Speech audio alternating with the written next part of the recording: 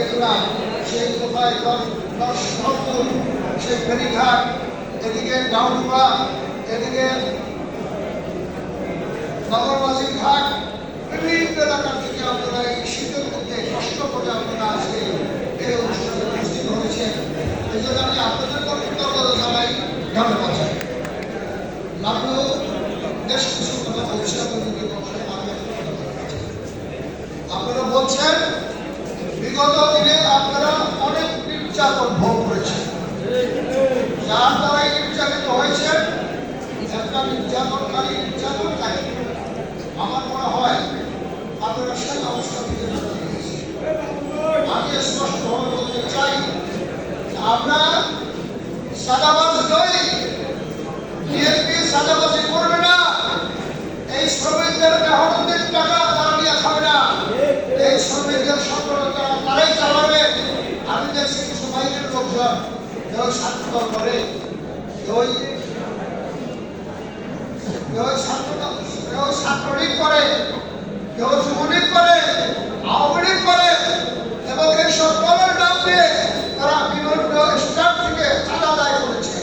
BNP সেই ধরনের কোনো চাঁদাবাজি করবে না। বিএনপির নাম দিয়ে কোনো স্টারে যদি কেউ চাঁদাবাজি করতে চায়, যদি প্রকাশ্য বলতে না পারে, গোপনেও নাম ঠিকানা লিখে আমাকে দেবে। এই সরকার আমি দেখবো সরিয়ে করে কোনো চাঁদাবাজ কেন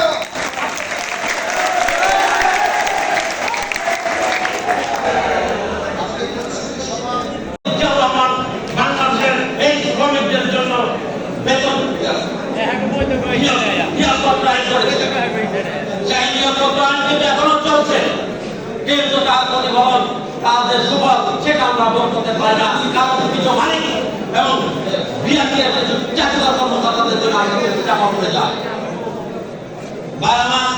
আমাদের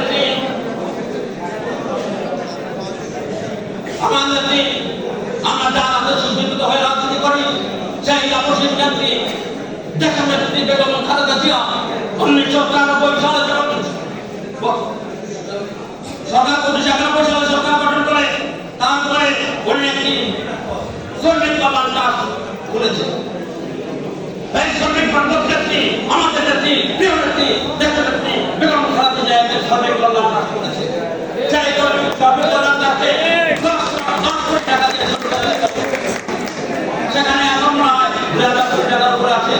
সেই টাকা তো এই টাকা বিভিন্ন ভাবে নিয়ে লুটপাট করে কাছে আমার শ্রমিক ভাইরা একজন